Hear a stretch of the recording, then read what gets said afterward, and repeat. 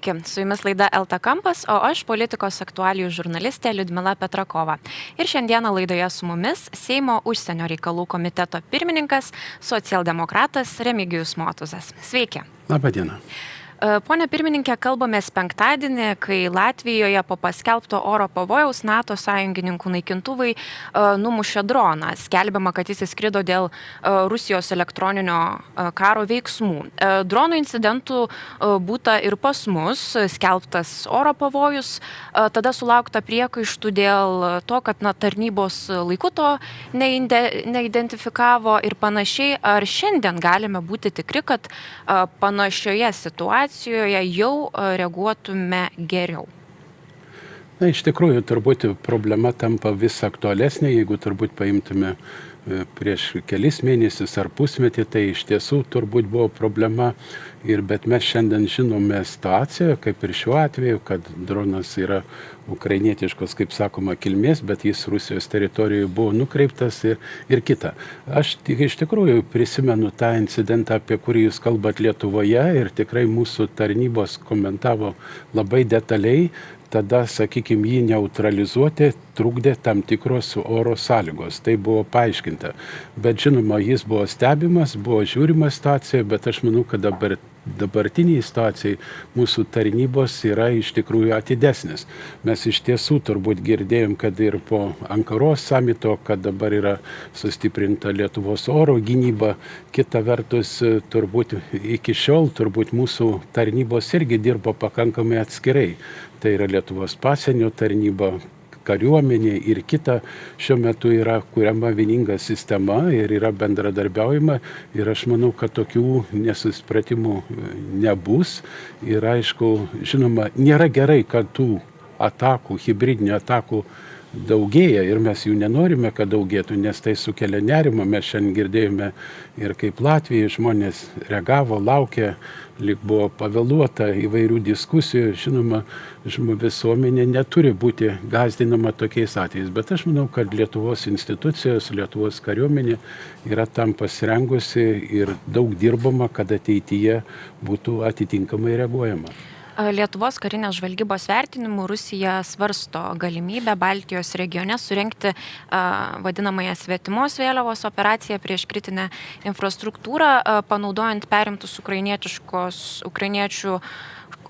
gamybos dronus. Ir Lietuva ruošiasi galimoms provokacijoms, sustiprino infrastruktūros apsaugą.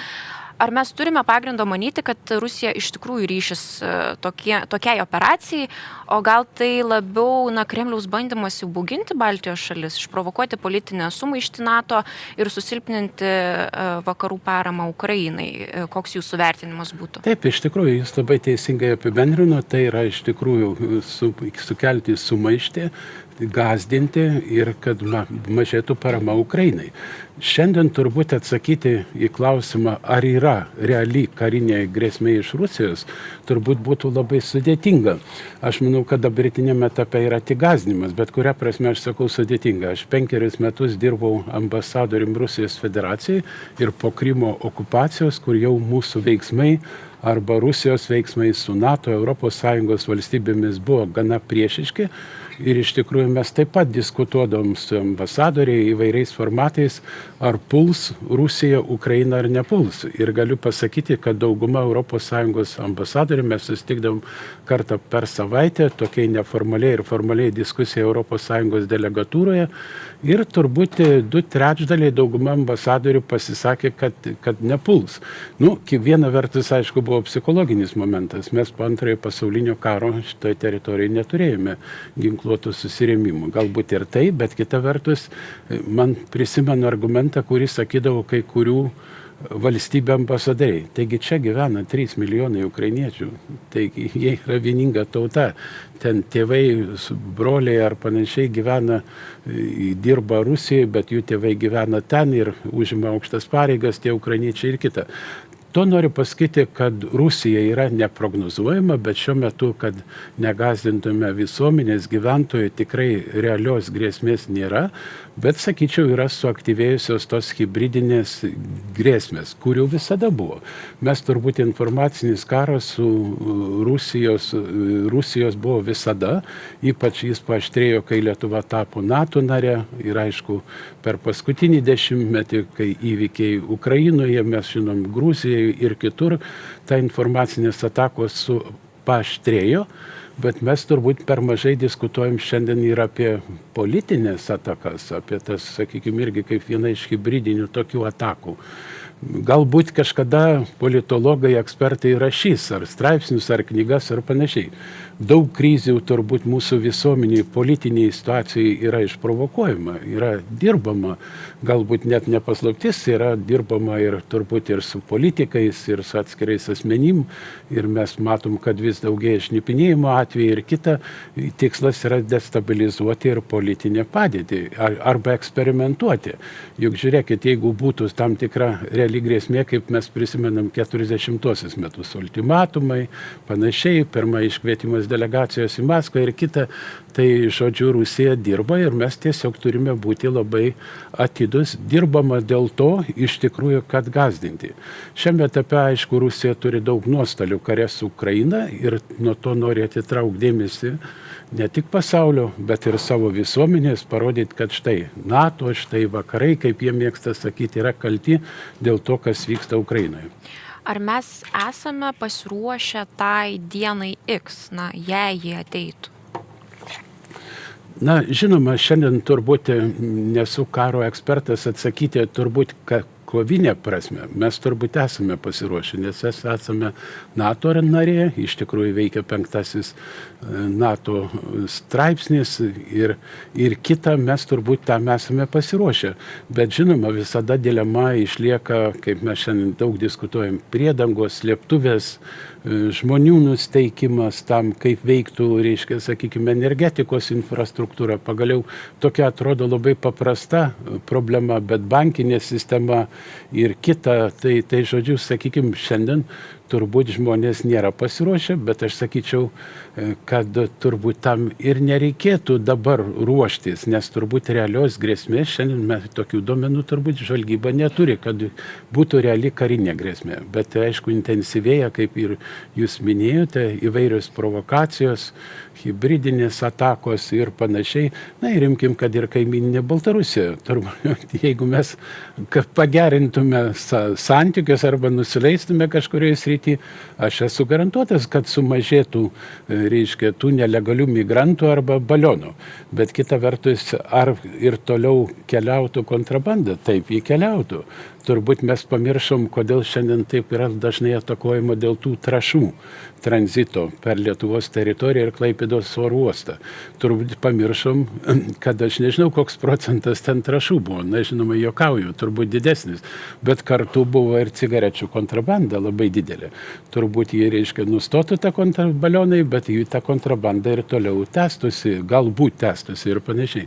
Tai, žodžiu, situacija yra iš tikrųjų sudėtinga, turint tokius kaimynus.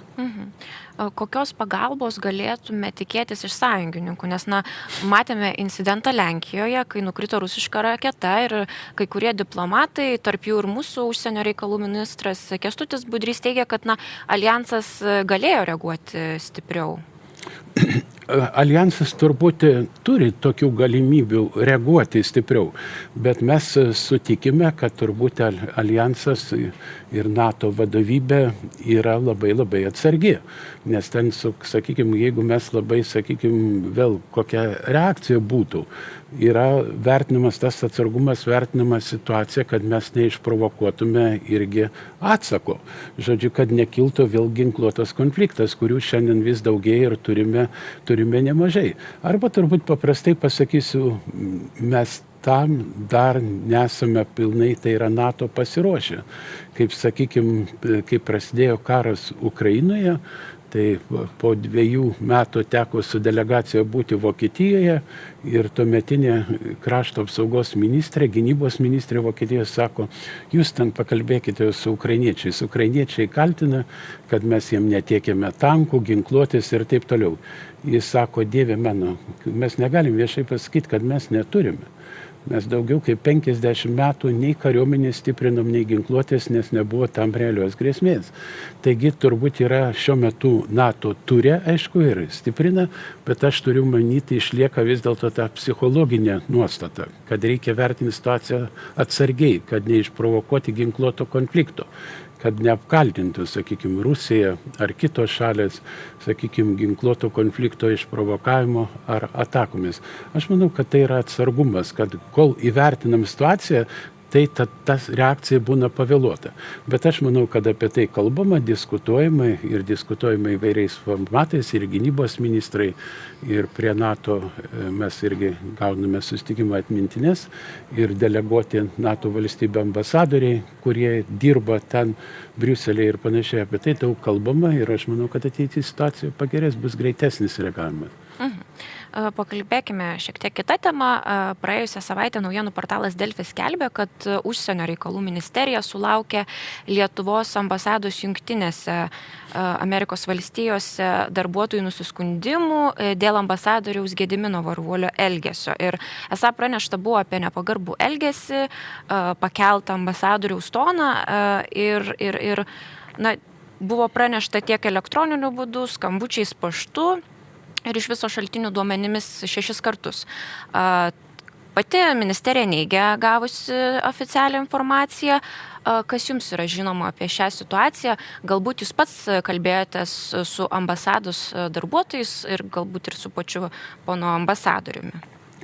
Taip, pradėsiu nuo kito galo. Aš su ambasados darbuotojais nekalbėjau, dėl to nekalbėjau, kad turėtume išvengti turbūt politikų kišimąsi ar parlamentarų palaikymo tam tikros dalies, kadangi ambasada yra iš tikrųjų pavaldi Užsienio reikalų ministerijai ir Užsienio reikalų ministerija tokia yra specifinė institucija. Aš pats joje dirbau ir buvau taip pat ministerijos kancleriu, kur buvau būtent atsakingas už mikroklimatą ir personalą ir kitus dalykus, turi generalinė inspekcija ir kita. Iš tikrųjų, aš taip pat buvau susitikęs su Užsienio reikalų ministerijos vadovai. Jie tvirtina, kad oficialiai nėra gavę jokios informacijos. Buvo susijungę su ambasados darbuotojais, tiek generalinis inspektorius, tiek ministerijos kanclerė. Ir mini, kad iš tikrųjų tie argumentai yra tokie epizodiški, tai yra mini viršvalandžius, mini, reiškia, kad didelius darbo krūvius ir kitus dalykus. Ir viena, o kad, sakykime, labai konkrečiai dėl ambasadorius elgesio, tokių nusiskundimų kaip ir nėra. Ambasadorius šiuo metu atostogauja, mes susitarėme susitikti 19 dieną, bet šiuo metu Užsienio reikalų ministerija yra sudariusi komisiją. Tai aš irgi klausiau, kodėl komisija, jeigu jūs tvirtinate, kad nėra gavę. Bet vadovaujantis mūsų teisės aktais, jeigu viešai pasirodo, jūs šiuo atveju minite Delfi informaciją, ministerija turi sudaryti komisiją, kuri įvertintų situaciją. Ta komisija buvo sudaryta ir turėtų rezultatai per kitą savaitę būti. Bet aš norėčiau pasakyti iš asmeninės patirties, kad teko nemažai dirbti su Gediminu Varvuoliu ir tik kaip diplomatą turbūt vertinčiau kaip labai profesionalų, kiek labai dirbo, visada buvo labai profesionalus. Kaip mes sakom, tai tas žmogus yra tikras diplomatas. Iš tikrųjų tokia ir buvo. Ar pasikeitė, šiandien sunku pasakyti.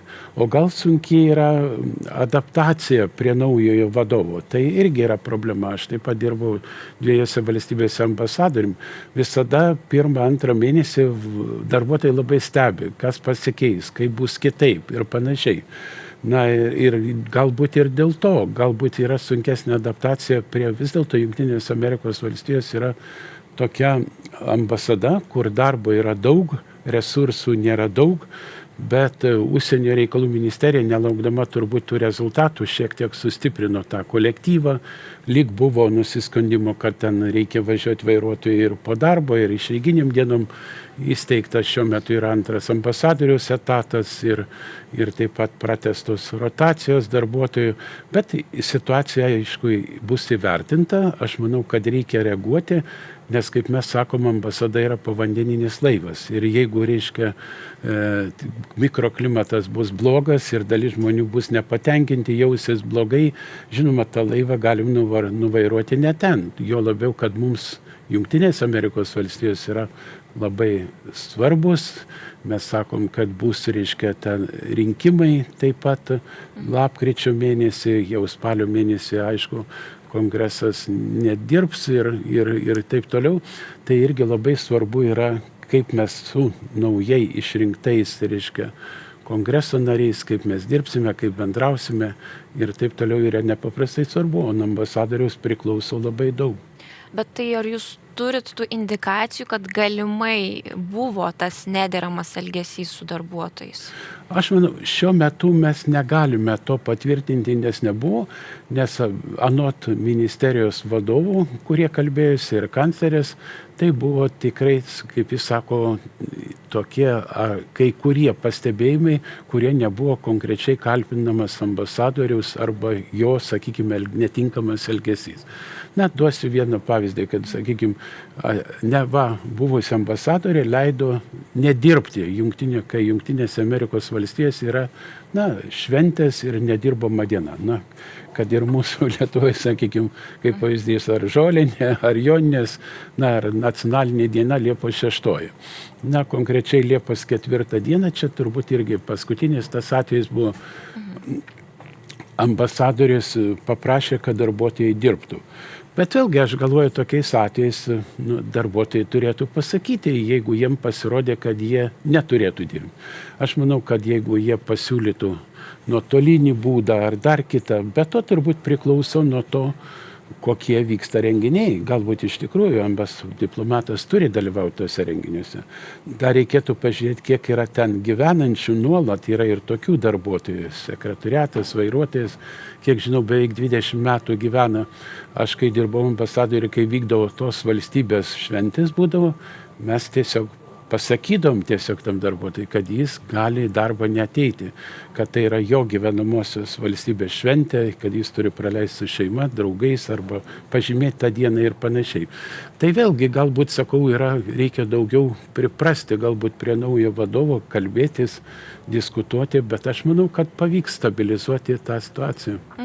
Bet jūs pats asmeniškai matytumėt poreikį atlikti tyrimą, išsiaiškinti toms aplinkybėms? Visada, aš manau, kad reikia visada išsiaiškinti. Jeigu mes neįsiaiškinsim, nepasitikslinsim, bet tas išsiaiškinimas vėl turi būti labai subtilus, bet čia labai priklauso ir nuo vadovo, kad jeigu, sakykime, kad jeigu jis po to, sakykime, kaip mes sakom, šnekamąją kalbą, keršys ar skirstys tos darbuotojus, kuris ten pasakė, tai irgi bus blogai. Aš manau, kad vadovas turi išlikti aukščiau tikrų politikų, diplomatų ir aš manau, tikėkim, kad tokiu kolega ambasadoris Gediminas Varvuolis ir išliks. Ar apskritai šitą situaciją, kaip ją reikėtų vertinti? Ar kaip pavienį incidentą? Aišku, tie darbuotojų nusiskundimai dar nėra patvirtinti, nėra tas atliktas tyrimas. Ar tai galėtų atskleisti ir tam tikras problemas mikroklimato diplomatinėse atstovybėse, todėl kad galime prisiminti ir diplomato Eitvydo Bajarūno atvejį, kai jis buvo atšauktas iš ambasadoriaus Jungtinėje karalystėje pareigų. Tuo metu jis sulaukė kaltinimų dėl mobingo ir piknaudžiavimo, tačiau jis pačios kaltinimus atmetė.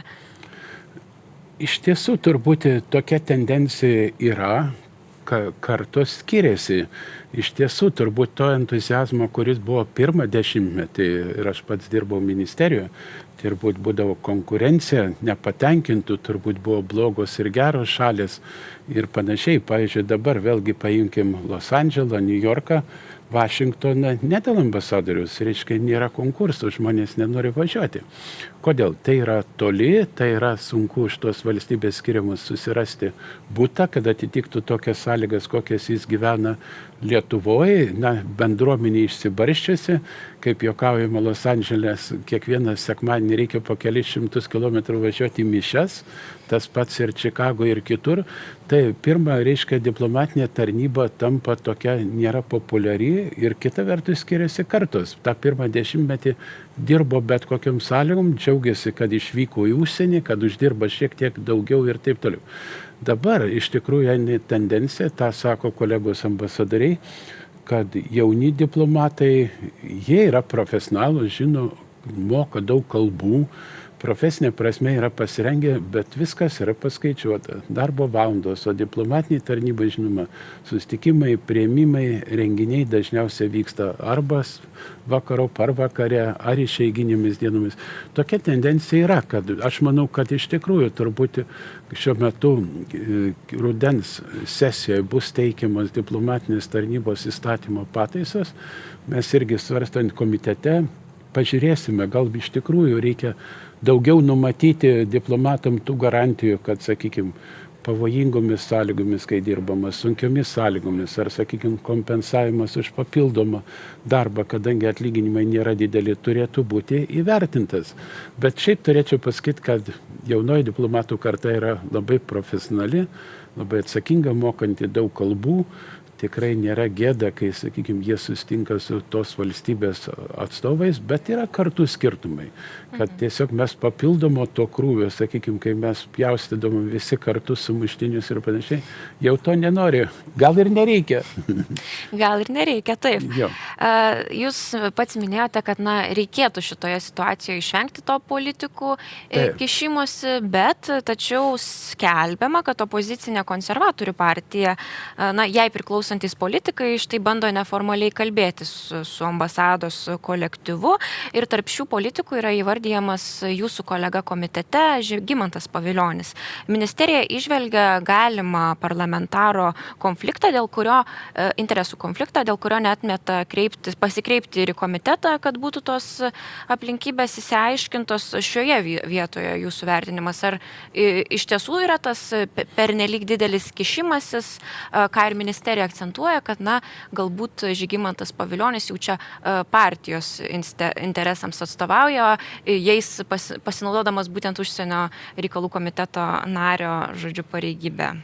Taip, mes politikai turbūt neturėtume kištis tai, kas vyksta ambasadoje. Iš tiesų tai yra karjeros diplomatai, tuo labiau ir Žygimantas Pavilionis jau labai seniai, beveik 20 metų yra išėjęs iš diplomatinės tarnybos, bet turbūt Žygimantas, jeigu tie įvykiai vyktų Paryžėje, tai jis turbūt neskambintų. Čia irgi yra ta problema, kad kartais mes negalim nutraukti, kaip sakome, tos bambagyslės. Jis dirbo ambasadorim Jungtinėse Amerikos valstijose ir labai dažnai sako, kad mano laikais buvo, aš kaip ambasadoris padarydavau, aš rasdavau prieimą kongrese, taip toliau. Bet atsiprašau, tai buvo Obamos laikai, kuris iš tiesų buvo palankus ir netokia buvo geopolitinė situacija. Mes žinome, kad šiuo metu iš tiesų Jungtinės Amerikos valstijos turi daug kitų svarbių problemų ir panašiai. Tiesiog dar pažįsta Žygimantas tuos darbuotojus, bet to neturėtų būti. Nes viena vertus tie kontaktai yra neoficialūs. Tas žmogus gal kartais ir pasidalina kažkokį įspūdžių, tapti oficialių dalykų ir panašiai. Mes su Žygimantu apie tai kalbėjom ir aš sakiau, kad kai bus komisijos išvados, ministerija pažadėjo ateiti į užsienio reikalų komitetą ir tikrai pristatyti, informuoti, kas vyksta ir tada priimsime tam tikrus sprendimus. Bet to aš kolegai Žygimantui priminiau, kad mes tik metai atgal Gediminą Varvuolį skyrėme ir reiškia tik užsienio reikalų komitetui pritarus svarsto, priima sprendimą vyriausybė ir patvirtina prezidentas savo dekretu. Mes tuo metu, aš kiek prisimenu, mes girdėjome tiek iš užsienio reikalų ministerijos, tiek iš tų, kurie dirbo kartu, pažinojo Gediminą Varvuolį, girdėjome tik liaupsis ir labai teigiamus atsiliepimus. O iš pačio Pavilionio, kokius, ar jis prieštaravo, nežinau, komitetui? Beje, pats Žygimantas Pavilionis, turbūt jis neprieštaravo, bet turbūt balsuojant susilaikė. Bet tai negalima laikyti kaip oficialios išvados, taip yra priimta, kad opozicija balsuojant arba balsuoja prieš ar susilaikė, bet jeigu susilaikė, tai nėra prieš, šiuo atveju vėlgi taip. Būtent jūs ir užsiminėt, ką ponas Paviljonis akcentuoja, kad tas Jungtinės valstijos yra viena svarbiausių mūsų strateginių partnerių ir jis sako, kad ambasadorius neatidaro tų durų, į Baltuosius rūmus neatveria. Tai aš ir norėjau paklausti, ar mūsų tas politinis atstovavimas Vašingtone yra pakankamas, nes iki šiol mes nematome itin ryškių aukščiausio lygio dvišalių kontaktų. Tai ar jūsų vertinimu tai yra toks platesnės politinės darbotvarkės klausimas, ar čia galima išvelgti ir ambasadoriaus darbo bei gebėjimo atverti tas duris Jungtinės valstijas administracija, būtent ta problematika, kaip čia reikėtų vertinti? Mes gaunam iš tikrųjų atmintinės, savaitinės apžvalgas, ką veikia ambasada tą savaitę. Mes matom, kad iš tikrųjų ambasadoris daug lankosi kongrese, sustinka su kongreso nariais, su administracija ir panašiai. Turbūt dėl Baltųjų rūmų, turbūt taip paklauskime, kiek valstybių atveria tas duris. Vėlgi, sakykime, jeigu paimkim toks pavyzdys kaip kaimyninė Lenkija. Jeigu mes kalbame su kolegomis iš Lenkijos, sakykime, taip pat Senato ar parlamento užsienio reikalų komitetų pirmininkų ir taip toliau, Lenkijoje irgi tam tikras yra susiskaldimas taip vyriausybės ir prezidento, jie sako, kad tai yra tik asmeninis prezidento kontaktas su Trumpu. Bet tai negalima laikyti, kad tai yra geri ryšiai, sakykime, Baltųjų rūmų su Lenkija ir panašiai.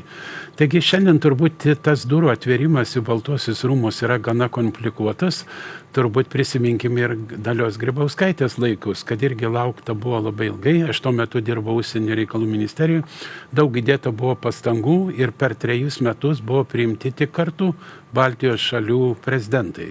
Aš manau, kad su kongresu ambasadorius dirbo, o dėl Baltųjų rūmų mes turime visi sutelkti jėgas. Tai ir ambasadorius, ir mes, ir raštu, ir daug būna Jungtinių Amerikos valstijų delegacijų. Pagaliau mes čia irgi turim ambasadą ir ambasadorė, bus ambasadorius, kur galim išsakyti savo lūkesčius. Tai nesutiktumėt su ta kritika, kad galbūt ir čia pono Varvuolio nepakankamas indėlis? Aš nesutikčiau, kadangi ne visada viskas priklauso nuo ambasadorius. Gali būti jo labai geri ketinimai, bet kaip minėjau, Baltuosiuose rūmuose situacija irgi yra pakankamai, kaip jūs žinote, labai dažnai vėlgi neprognozuojama. Aš turiu omeny darbotvarkės prasme, tikslų, planų, dažnai keičiasi. Žiūrėkit, mes ryte turim vieną poziciją, popiet kitą, bet aišku, mes planuojam rudeniop, tai yra po rinkimų Jungtinėse Amerikos valstijose, gruodžio mėnesį. Galbūt tikrai planuojam vizitą Seimo pirmininko ir žinoma, ir ambasadoriai bus uždavinys. Rugsėjo 8 vyks diplomatinė atstovybė vadovų pastarimas ir aš manau, kad to pastarimo metu ambasadoriai Jungtinėse Amerikos valstijose bus keliamas uždavinys, kad iš tikrųjų stengtųsi atidaryti tas duris ir Baltuosiuose rūmuose. Jungtinėms valstijoms peržiūrint šalies karių buvimo Europoje, dar nėra aišku sprendimai dėl rotacijos Lietuvoje. Tai ar čia yra naujų žinių, kada tie sprendimai bus? Konkrečių žinių nėra, tiek, kad mūsų krašto apsaugos ministerija palaiko ryšius su Pentagonu, kaip jie dabar pasivadino karo departamentu, ir turi kol kas, neoficialių žinių, kad tikrai ta rotacija įvyks. Ji buvo techninė ta rotacija, gal dėl to jinai, aš manau, užtruko, kad keičiasi, pats ten pratybų pobūdis ir kita, buvo išvežta karinė technika, bus atvežta kitokia.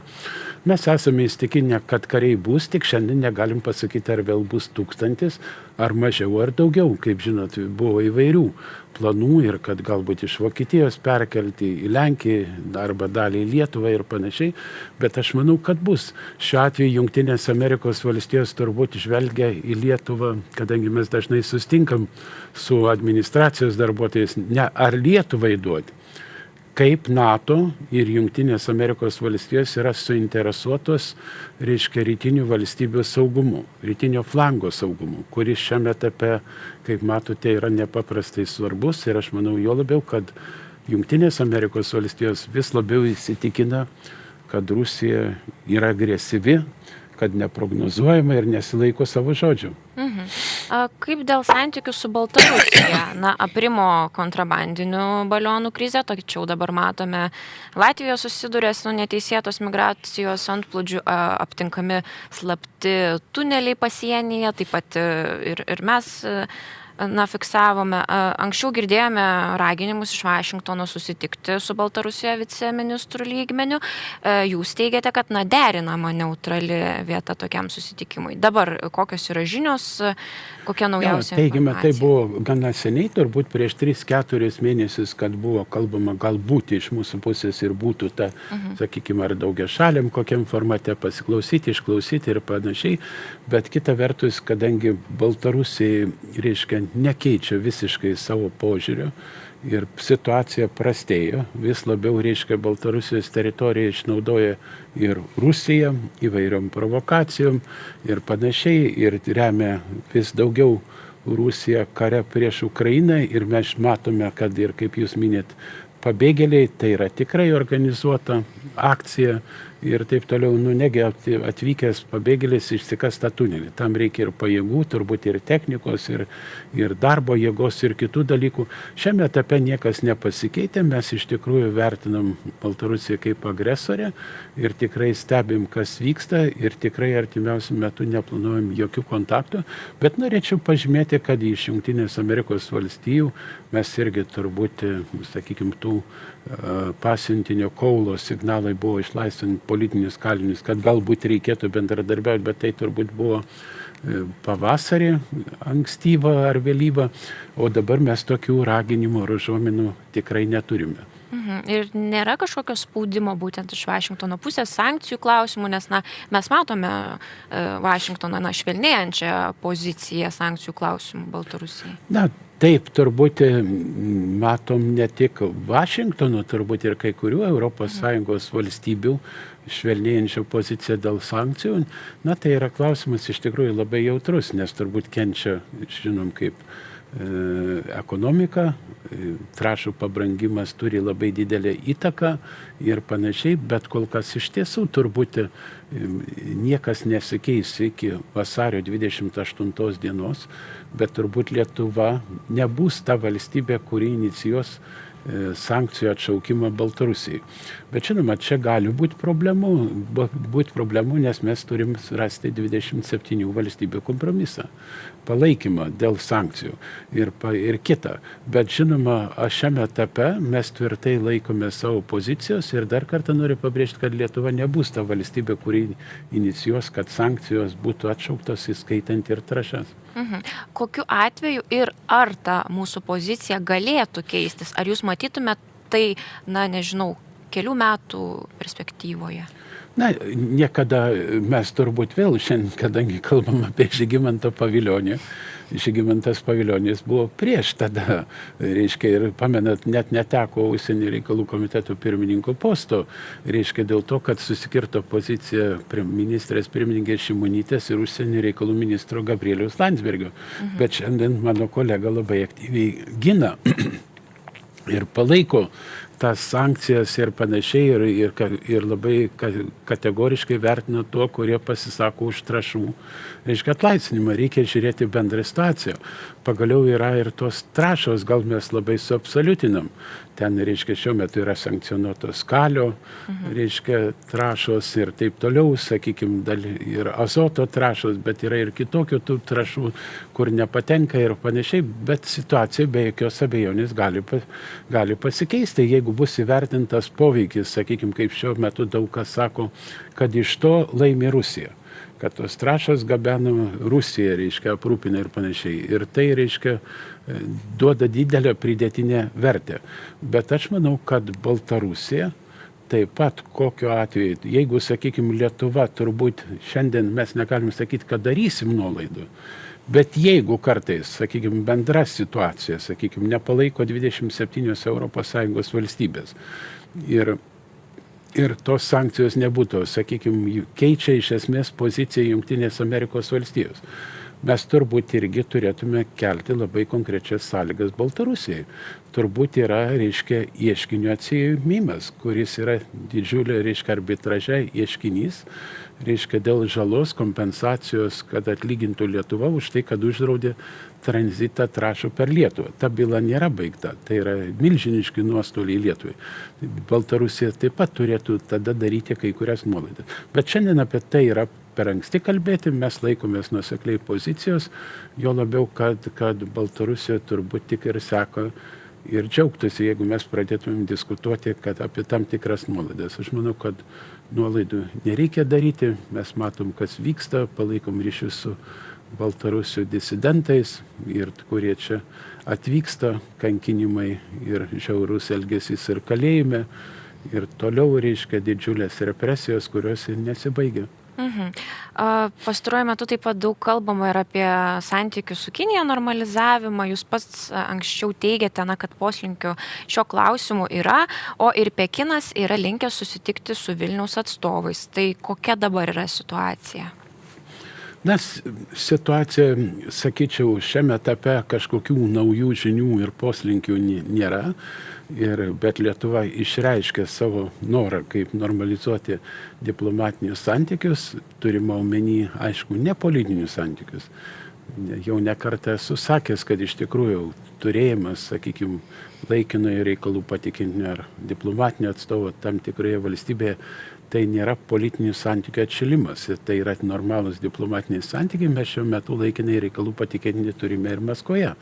Tiesiog ambasada analizuoja, kas vyksta, teikia informaciją ir be to tai yra ir konsulinė pagalba, kur ambasada turėtų teikti, bet šiuo atveju aišku, kad tos dėrybos, kurios nėra viešinimas tarp mūsų užsienio reikalų ministerijos ir Kinijos užsienio reikalų ministerijos, vyksta, bet aš turėčiau pažymėti, nes mes esame informuojami apie tas dėrybas, kad iš tikrųjų užsienio reikalų ministerija nenuleidžiauja, laikosi tvirtos savo pozicijos, pripažindama vienos Kinijos, reiškia, principą ir panašiai. Ir aš manau, kad šiandien sunku yra prognozuoti, kuo baigsis, bet kaip jūs minėjote, atskiri galbūt parlamentarai reiškia savo iniciatyvą ir mes, turbūt jūs turite omeny, kad pastebėjot, kad 5 ir 6 parlamentarai rugsėjo 8 dieną vyks į diplomatinę Kinijos atstovybę Briuselyje susitikti.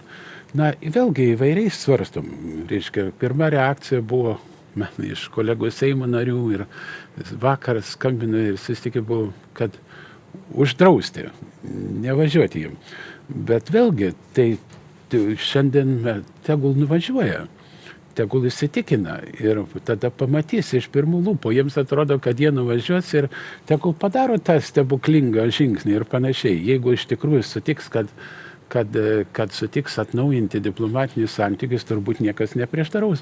Bet aš manau, tegul ir tie Seimo nariai, kurie mano, kad dabartiniai valdantieji ar ten užsienio reikalų ministras ar dar kažkas nieko nedaro, nesistengia ar dėl kažkokių kitų priežasčių neatkuria tų diplomatinių santykių, tegul įsitikina. Ir matys, kad iš tikrųjų Kinija turi savo interesų, kurios gina ir ne visada skaitosi su Lietuvos interesais, tegul pamato. Kaip tik ir norėjau klausti apie tą vizitą, kurį minėjote. Čia, žodžiu, 6 Seimo nariai planuoja apsilankyti. Kaip čia reikėtų vertinti apskritai, nes ar nėra čia vėlgi alternatyvių užsienio politika bandoma, ar nėra bandymų ją kurti? Kaip čia reikėtų vertinti? Vertinti iš tikrųjų, turbūt, jeigu mes žiūrėtumėm, kaip veikia parlamentai ir panašiai, tai yra korektiškumo prasme, aišku, jie turėtų savo vizitą suderinti. Ir šiuo metu, kai aš sakau kolegom, tai gal dar susitikime, pamastykime, bet jie sako, jau paskirta data. Tai jie nederino, kaip suprantu? Nederino, reiškia, nederino paskirta data. Aišku, korektiškiau, tikslas turėtų būti bendras mūsų visų parlamento politinių jėgų, ypač su tokiom valstybėm, kurios yra kontroversiškos ir kurios kelia tam tikrą grėsmę. Ne tik turbūt mums saugumo grėsmę, bet ir turbūt kitokią grėsmę ir konkurencinę ir kitokią grėsmę, ir sunkiai prognozuojama, ir hibridinės, taip pat irgi įvairios būna atakos ir panašiai. Mes turim daug atvejų, turėtų vis dėlto pasitarti. Jo labiau, kad, sakykime, ta politika šiuo atžvilgiu, Kinijos atžvilgiu, ministras nekartą viešai sakė, kad tie klausimai yra labai jautrus ir kad Kinija taip pat analizuoja, kas vyksta ir panašiai.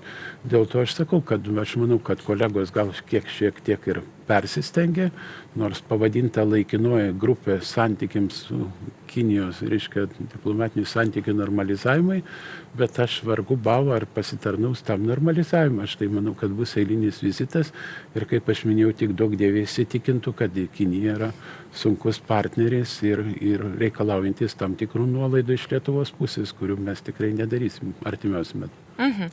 O kaip dėl Taivano? Jungtinių Amerikos valstijų kongreso nariai išsiuntė laišką Lietuvos vadovams, kuriame ragina toliau remti šią demokratiškai valdomą salą. Kaip čia tą kompromisą rasti? Viena vertus, kiek galime priartėti prie Pekino, neatsisakydami to, ką esame jau sukūrę su Taivanu?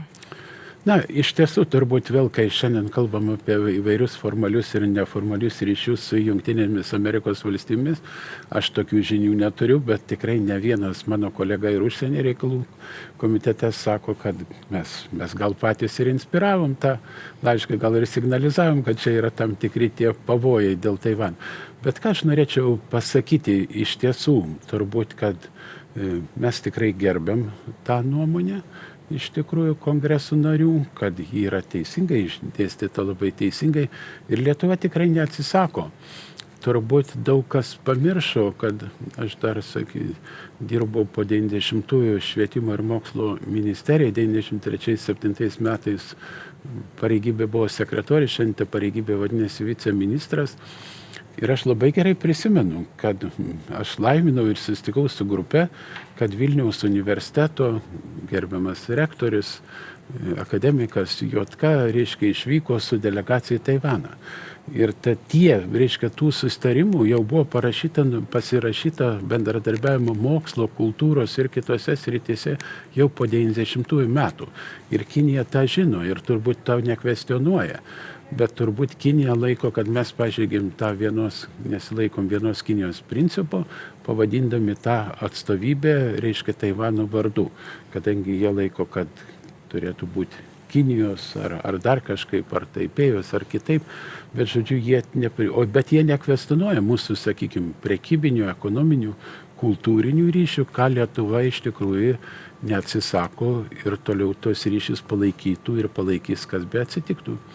Supratau. Dar pabaigai labai trumpai apie vykdomąją mūsų valdžią, mūsų šalies. Tai artėja Seimo sesija ir darbus tęs pasikeitusi valdančioji dauguma. Ir kaip vertinate jūs įvykusius pokyčius, kaip tą temperatūrą būtų galima pamatuoti, nes čia irgi buvo diskusijų. Keitėsi kai kurių Seimo komitetų vadovai, taip pat dar bus tų pasikeitimų. Čia ir skambėjo tokių, pareiškimų, kad galbūt ir jūsų kėdė barška, tačiau premjeras pats sakė, kad poreikio keisti jūs nėra, tačiau minėjo, kad tam tikrų priekaištų iš partiečių yra. Tai aš ir jūsų norėjau paklausti, ar jūs girdėjote tų priekaištų asmeniškai savo ir ar manote, kad toliau sėkmingai tęsite darbą, kaip čia yra? Ne, tai iš tikrųjų turbūt aš gerbiu savo kolegas ir visada yra įdomu išklausyti nuomonę.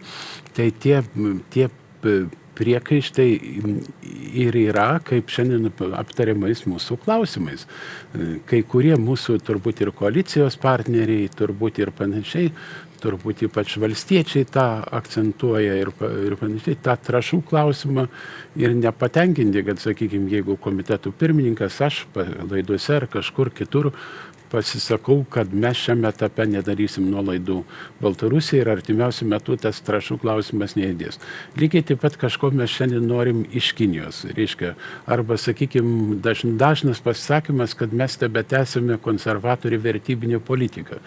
Tačiau aš visada linkęs įsiklausyti, kada bandom susėsti už stalo, pasiaiškinti, kas ta vertybinė, kokia politika. Mes negalim jos tęsti, nes karo nebuvo iš esmės. Bet šiandien turbūt pabūsiu labai atviras, iš viso kelkim klausimą, ar beliko tos vertybinės užsienio politikos, ne Lietuvoje, apskritai pasaulyje.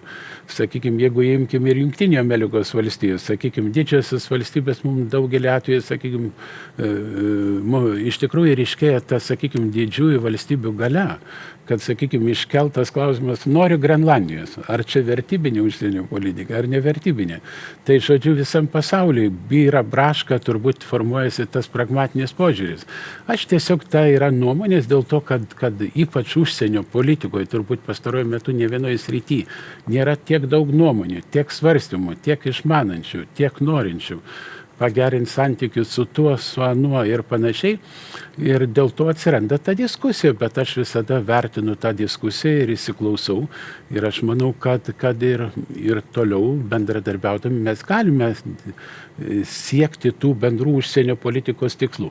Bet tik tiek, kad, sakykime, mes šiandien kalbėjome apie Rusiją, Baltarusiją, Kiniją, kurie taip pat kalbėjo apie politinės provokacijas. Ir labai seka, kas vyksta Lietuvoje.